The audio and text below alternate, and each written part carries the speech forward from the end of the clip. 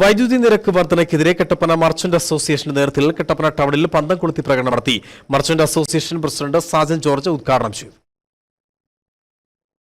വർദ്ധിപ്പിച്ച വൈദ്യുതി ചാർജ് വർധന പിൻവലിക്കണമെന്ന് ആവശ്യപ്പെട്ട് കട്ടപ്പന മർച്ചന്റ് അസോസിയേഷന്റെ നേതൃത്വത്തിൽ കട്ടപ്പന ടൗണിൽ പന്തം കൊളുത്തി പ്രകടനവും കട്ടപ്പന KCB ഓഫീസ് പടിക്കൽ ധർണയും നടത്തി. കട്ടപ്പന സെൻട്രൽ ജംഗ്ഷനിൽ നിന്നും ആരംഭിച്ച പന്തം കൊളുത്തി പ്രകടനം KCB ജംഗ്ഷനിൽ സമാപിച്ചു. തുടർന്ന് നടന്ന ധർണാ സമരം merchant association unit president Sajan George ഉദ്ഘാടനം ചെയ്തു. ഈ മാസം വരെയുള്ള വൈദ്യുതിക്ക് വേണ്ടി 31.5 കോടി രൂപയുടെ സർക്കാരിന്റെ നഷ്ടം നികത്തുന്നതിന് വേണ്ടി ഈ വൈദ്യുതി നിരക്കിന്റെ കൂട്ടത്തിൽ തന്നെ 19 പൈസയുടെ ഒരധിക സെസ് ഏർപ്പെടുത്തുവാൻ വേണ്ടി ഈ വൈദ്യുതി ബോർഡ് ശ്രമിച്ചു.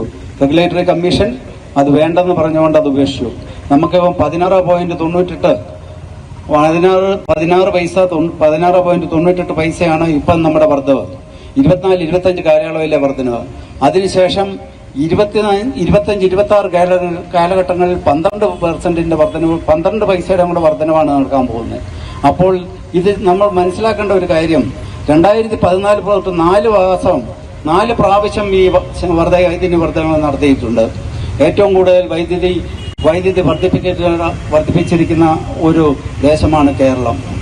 ജില്ലാ vice president advocate MK Thomas മുഖ്യ പ്രഭാഷണം നടത്തി. Merchant association working president Sijo Mon Jose, Joshi കുറ്റട, KP Basheer, KB Hasan, Shiyas AK തുടങ്ങി നിരവധി ആളുകൾ പരിപാടിയിൽ പങ്കെടുത്ത് സംസാരിച്ചു. Idukki vision news, Kattappana.